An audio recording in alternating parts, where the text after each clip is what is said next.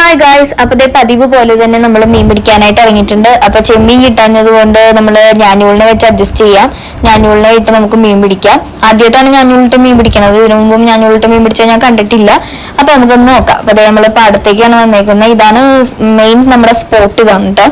അപ്പൊ രണ്ടുപേരും കൂടി ഇരുന്ന് അതേ മീൻ ഒരെണ്ണം കിട്ടിയത്. നമ്മുടെ ഫസ്റ്റ് അടിച്ച മീന് കുഞ്ഞി കറുപ്പാണ് കിട്ടിയത്. നമുക്ക് ഭയങ്കര കുഞ്ഞിതായിരുന്നു.